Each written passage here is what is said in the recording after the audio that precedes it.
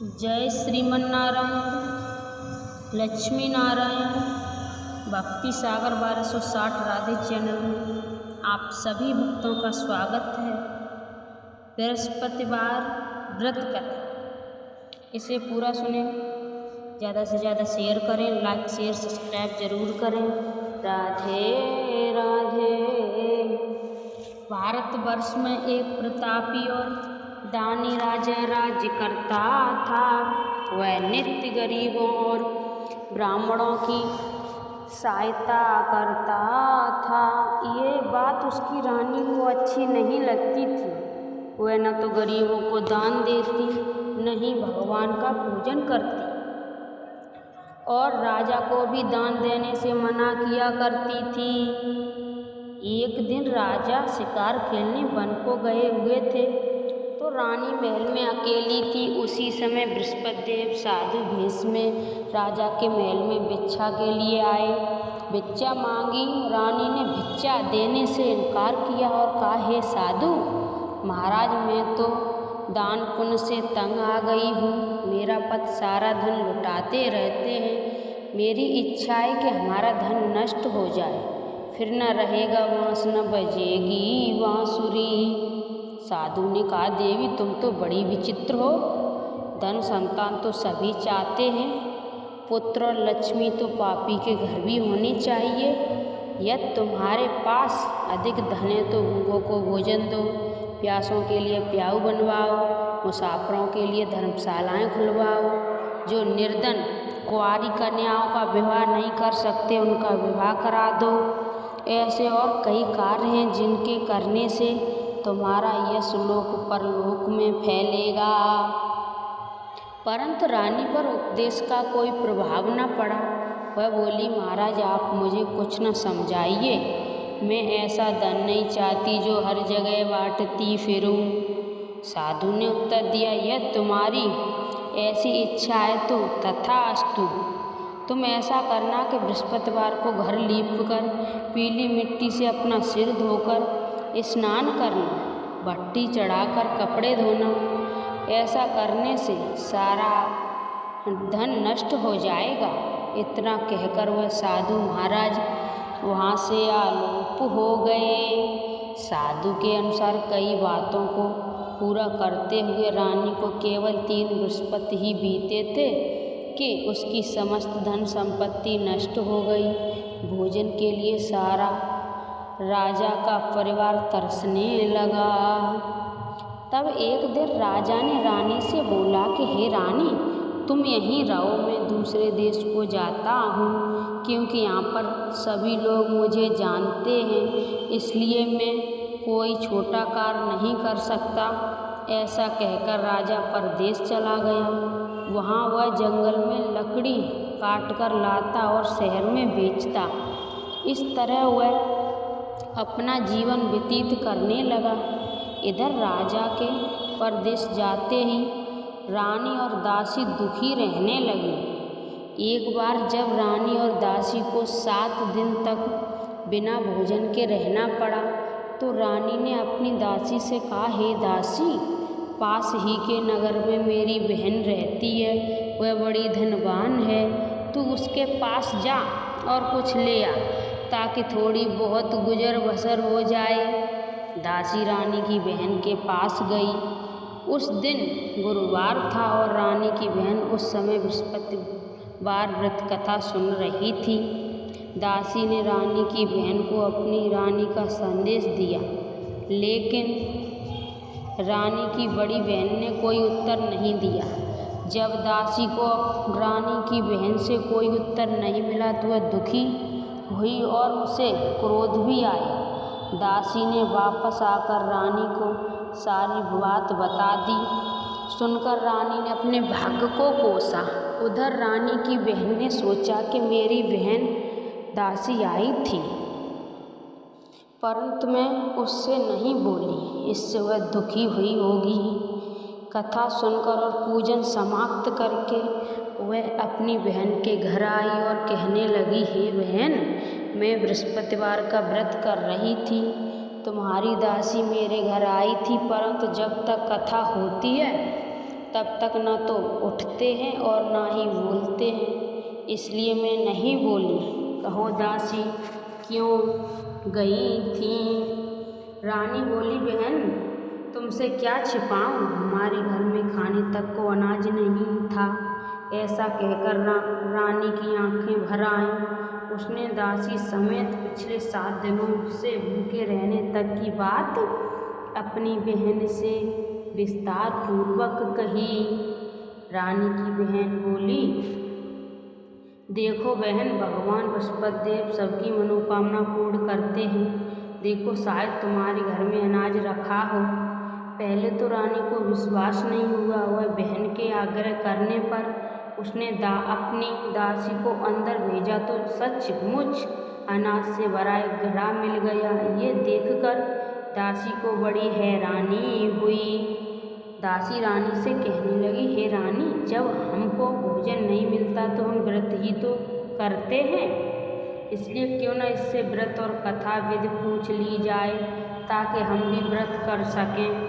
तब रानी ने अपनी बहन से बृहस्पतिवार व्रत के बारे में पूछा। उसकी बहन ने बताया, बृहस्पतिवार के व्रत में चने की दाल और मुनक्का से विष्णु भगवान का केले की जड़ में पूजन करें तथा दीपक जलाएं, व्रत कथा सुने और पीला भोजन ही करें। इससे बृहस्पति देव प्रसन्न होते हैं। व्रत और पूजन विधि बताकर रानी की बहन अपने घर लौट आ गई। 7 दिन के बाद जब गुरुवार आया तो रानी और दासी ने व्रत रखा। घुड़साल में जाकर चना और गुड़ लेकर आई। फिर उसके केले की जड़ तथा विष्णु भगवान का पूजन किया। तब पीला भोजन कहाँ से आए, इस बात को लेकर दोनों बहुत दुखी हुई। चूँकि उन्होंने व्रत रखा था इसलिए बृहस्पति देव उनसे प्रसन्न थे, इसलिए वे एक साधारण व्यक्ति का रूप धारण करके 2 थालों में सुंदर पीला भोजन दासी को दे गई। भोजन पाकर दासी प्रसन्न हुई और फिर रानी के साथ मिलकर भोजन ग्रहण किया।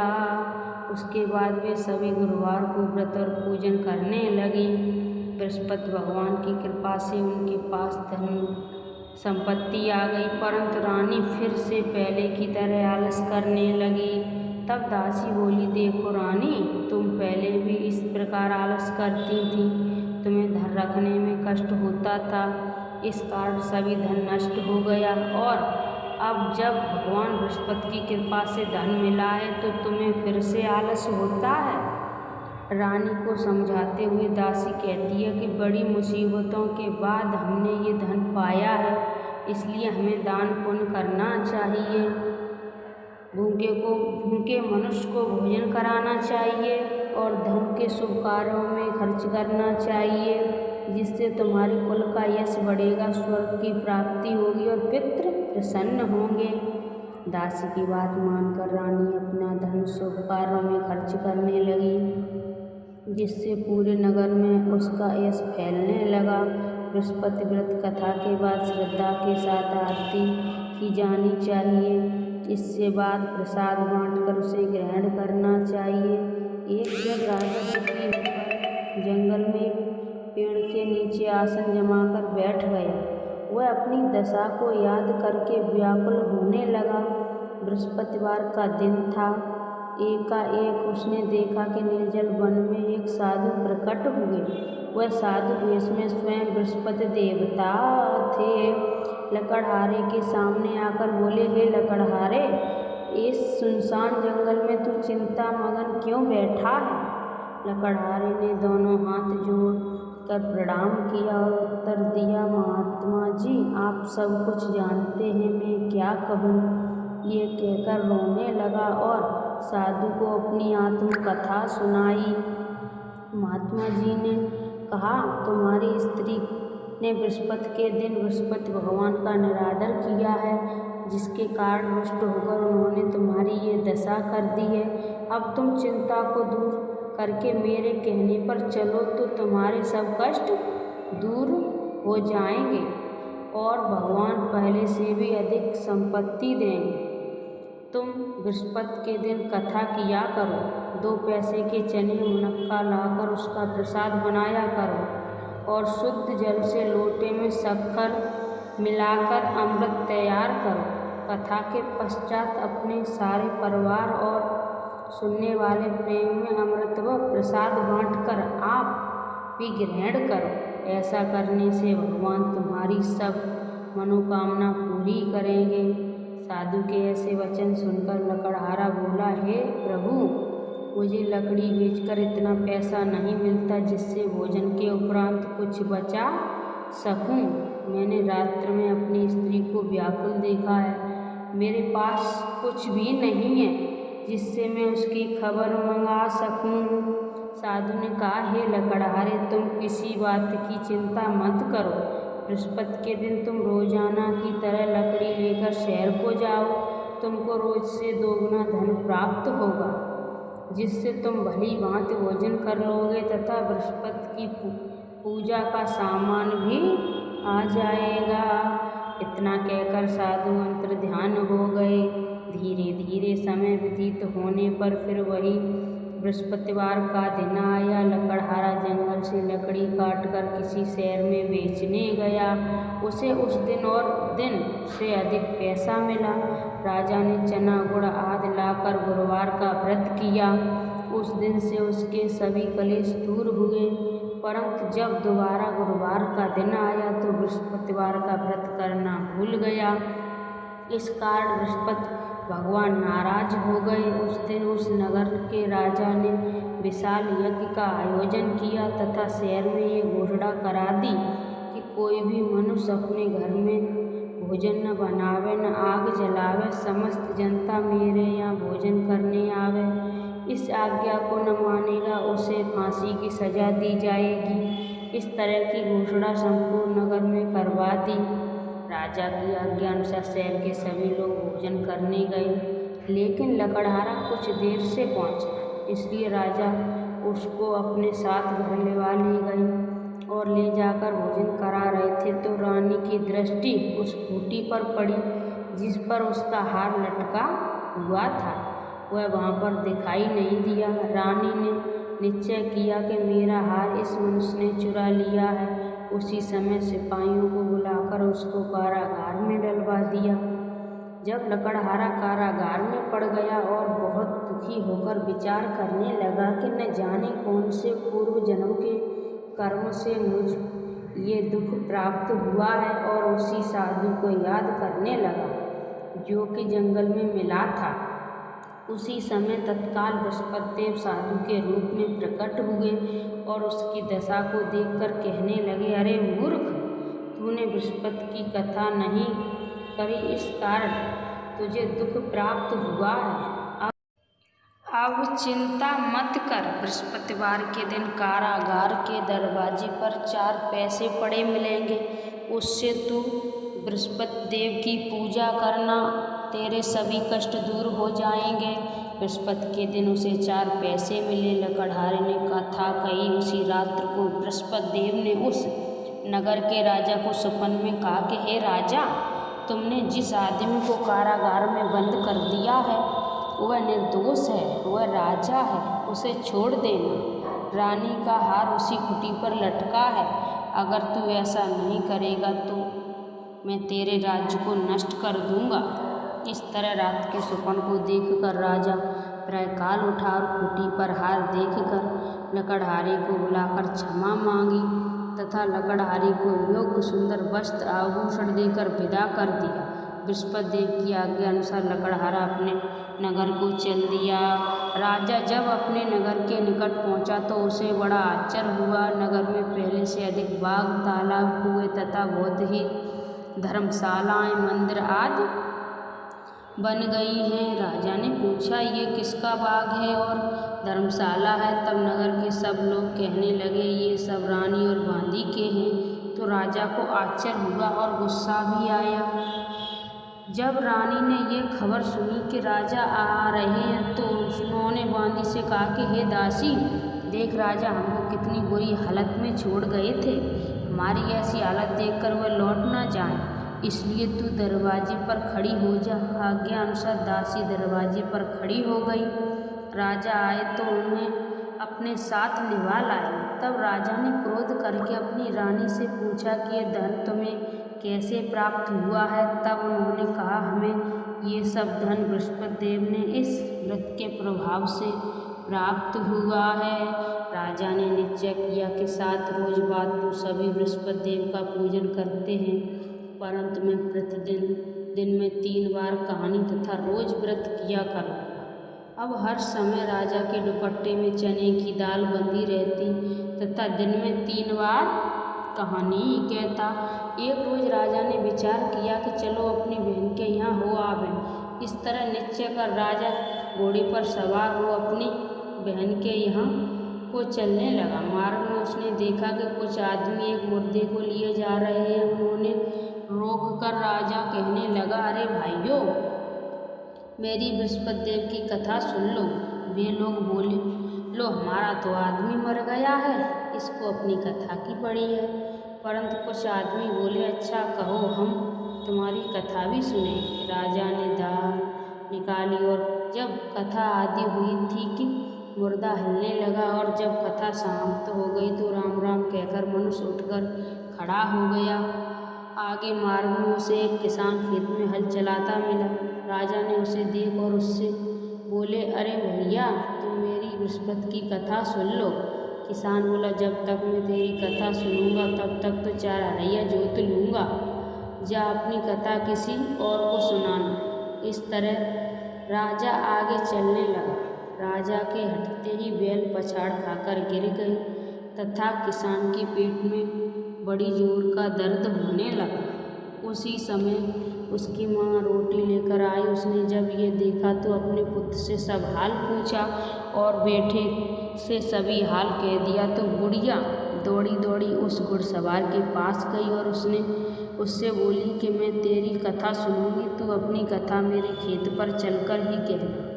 राजा ने बुढ़िया के खेत पर जाकर कथा कही, जिसके सुनते ही वह बैल उठ खड़े हुए तथा किसान के पेट का दर्द बंद हो गया। राजा अपनी बहन के घर पहुंचा। बहन ने भाई की खूब मेहमानी की। दूसरे रोज प्रायःकाल राजा जगा तो वह देखने लगा कि सब लोग भोजन कर रहे हैं। राजा ने अपनी बहन से कहा, ये कोई मनुष्य है? ऐसा कोई मनुष्य है जिसने भोजन नहीं किया हो? मेरी बृहस्पतिवार की कथा सुन ले। बहन बोली, है भैया, ये देश ऐसा ही है कि पहले यहाँ लोग भोजन करते हैं, बाद में अन्य काम करते हैं। अगर कोई पड़ोस में हो तो देखाऊं। वह ऐसा कहकर देखने चली गई, परंतु उसे कोई ऐसा व्यक्ति नहीं मिला उसने भोजन न किया हो। अतः वह एक कुम्हार के घर गई जिसका लड़का बीमार था। उसे मालूम हुआ कि उसने यहाँ 3 रोज से किसी ने भोजन नहीं किया है। रानी ने अपने भाई की कथा सुनने के लिए कुम्हार से कहा। वह तैयार हो गया। राजा ने जाकर बृहस्पतिवार की कथा कही, जिसको सुनकर उसका लड़का ठीक हो गया। अब तो राजा की प्रशंसा होने लगी। एक रोज राजा ने अपनी बहन से कहा कि हे बहन, हम अपने घर को जाएंगे, तुम भी तैयार हो जाओ। राजा की बहन ने अपनी सास से कहा। सास ने कहा, हाँ चली जा, परंतु अपने लड़कों को मत ले जाना, क्योंकि तेरे भाई की कोई औलाद नहीं है। बहन ने अपने भाई से कहा, हे भैया, मैं तो चलूँगी पर कोई बालक नहीं जाएगा। राजा बोला, जब कोई बालक नहीं जाएगा तब तुम क्या ही करोगी? बड़े दुखी मन से राजा अपने नगर को लौट आया। राजा ने अपनी रानी से कहा, हम निर्वंशी हैं, हमारा मुख देखने का धर्म नहीं है और कुछ भोजन आदि नहीं किया। रानी बोली, हे प्रभु, बृहस्पति देव ने हमें सब कुछ दिया है, वह हमें औलाद अवश्य देंगे। उसी रात को बृहस्पति देव ने राजा से सुपन में कहा, हे राजा, उठ, सभी सोच त्याग दे, तेरी रानी गर्भ से है। राजा की ये बात सुनकर बड़ी खुशी हुई। 9वें महीने में उसके गर्भ में एक सुंदर पुत्र पैदा हुआ। तब राजा बोला, हे रानी, स्त्री बिना भोजन के रह सकती है, पर बिना कहे नहीं रह सकती। जब मेरी बहन आवे तो मुझसे कुछ मत कहना। रानी ने सुनकर हाँ कर दिया। जब राजा की बहन ये शुभ समाचार सुना तो वह बहुत खुश हुई तथा बधाई लेकर अपने भाई के यहाँ आई। तभी रानी ने कहा, घोड़ा चढ़कर तो नहीं आई, गदा चढ़ी आई। राजा की बहन बोली, भाभी मैं इस प्रकार न कहती तो तुम्हें औलाद कैसे मिलती।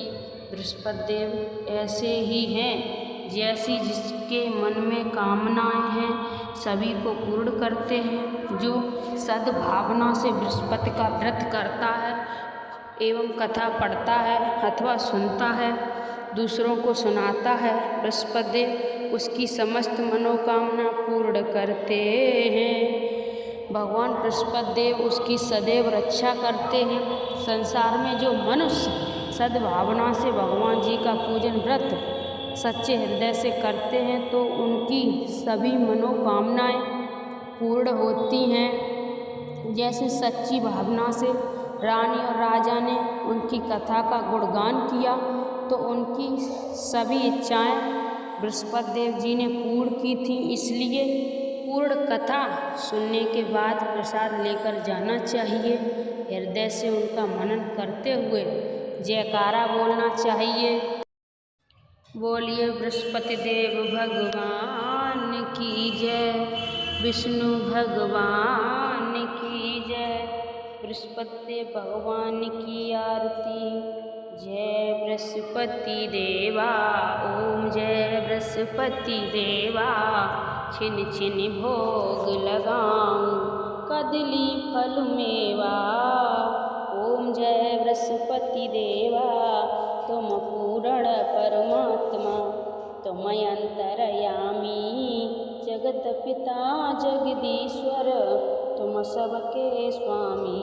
ओम जय बृहस्पति देवा, चरणामृत निज निर्मल, सब पातक हरता, सकल मनोरथ दायक, कृपा करो भरता। ओम जय बृहस्पति देवा, तन मन धन अर्पण कर, जो जन शरण पड़े, प्रभु प्रकट तब होकर, आकर द्वार खड़े। ओम जय बृहस्पति देवा, दीन दयाल दयानिधि, भक्तन हितकारी, पाप दोष सब हरता, भव बंधन हारी। जय बृहस्पति देवा, सकल मनोरथ दायक, सब संशय हारो, विषय विकार मिटाओ, संतन सुखकारी। ओम जय बृहस्पति देवा, जो कोई आरती तेरी प्रेम सहित गावे, कहत शिवानंद स्वामी, मन वांछित फल पावे। ओम जय बृहस्पति देवा, जय बृहस्पति देवा। ओ बोलिए विष्णु भगवान की जय, बोलो बृहस्पति देव भगवान की जय। आप सभी भक्तों को मैंने बृहस्पतिवार व्रत कथा सुनाई और आरती सुनाई, उसमें कुछ गलत बोला हो तो आप सभी वक्त मुझे माफ़ करें। इस वीडियो को ज़्यादा से ज़्यादा शेयर करें, लाइक शेयर सब्सक्राइब ज़रूर करें। कमेंट में जय श्री मन नारायण राधे राधे अवश्य लिखें।